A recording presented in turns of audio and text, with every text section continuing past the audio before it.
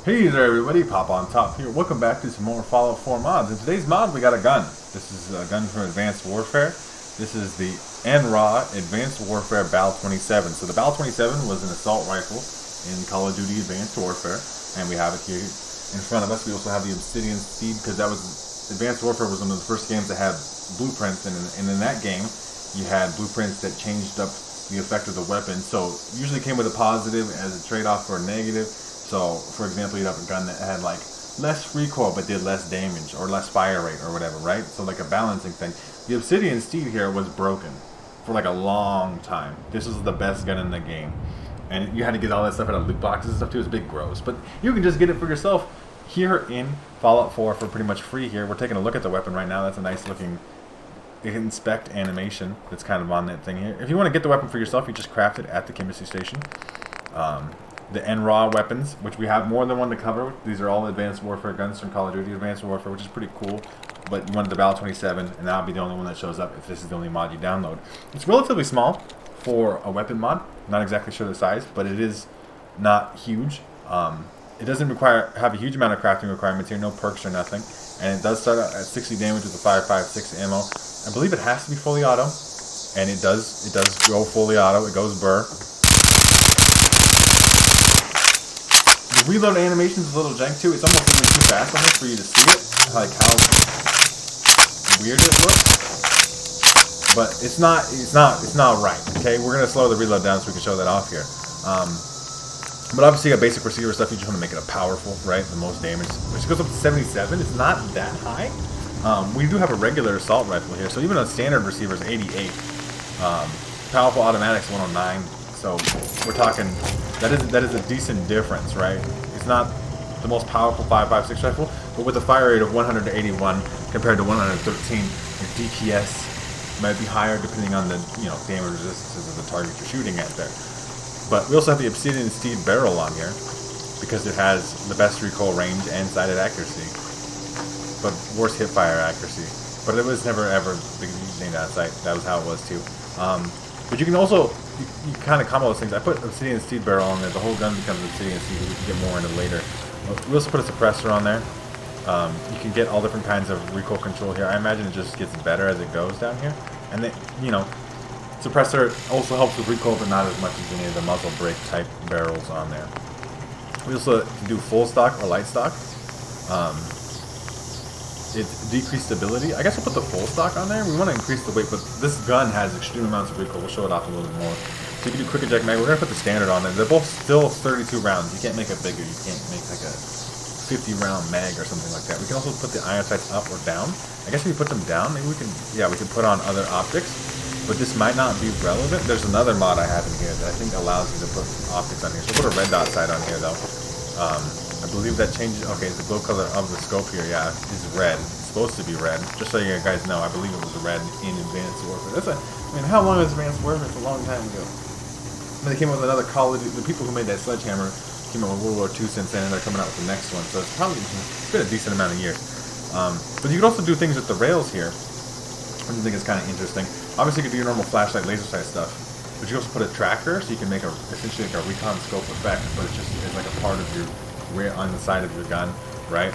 And then you can do the parabolic microphone, so you can increase your perception by 1, or you can do direct hack, where you do 25% more damage against robots, which you need robotics expert perk. And then you just put a cover on there. I'm not sure what the cover is. It's just there to make it so like the rail is not being used. Currently, I have a flashlight, a microphone, and where'd my bottom rail? I had 3 rails. Where'd my third rail go? Did I lose it somehow? With the grip or something? There's a lot of things going on here. I guess you can make it semi-auto. It does only the tiniest bit more damage. The fire rate's still really high. Let's just test this out real quick. Because I'm messing around with this thing. The red dot sight is exactly the one from Advanced Warfare, which is one of their best, because it took place in the future, one of the best looking ones. I'm really struggling here, boys, okay?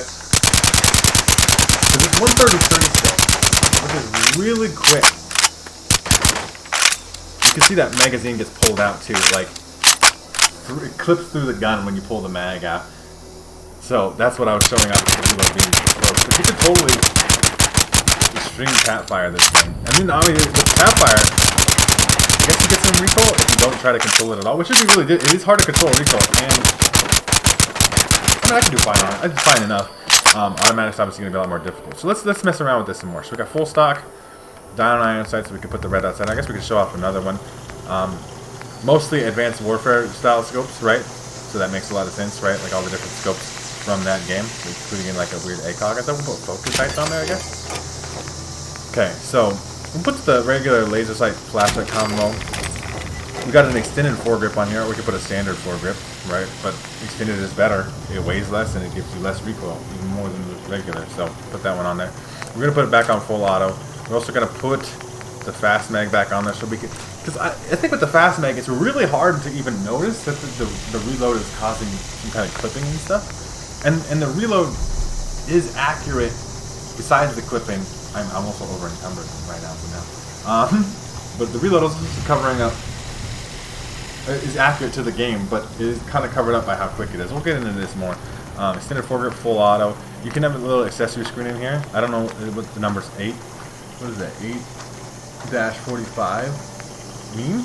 I'm not sure what that refers to, but you can put a little screen on there with gray, red, blue, green. I just turned it off. I'm not a fan necessarily. You can also put like technology on here. I'm not sure what that does. Full tech? Is that tech laser? Okay, so we can make a red tech laser. Does that actually do? It says laser sights enable. Okay, so we can put that on there. So I guess if we have that laser sight on there, we can put. See, now it says direct access to cosmetic enhancement. Okay. We'll just increase our perception by 1 for now. It's still some interesting things. There's a lot of things going on here. It says default skin, but it's not actually the default skin. It's already the Obsidian Seed. But you can do all the other blueprint-looking skins from Advanced Warfare. At least it's probably the most popular ones. There's a lot in that game, but all different kinds of skins. A Call of Duty type emblem on your gun, just like Call of Duty does.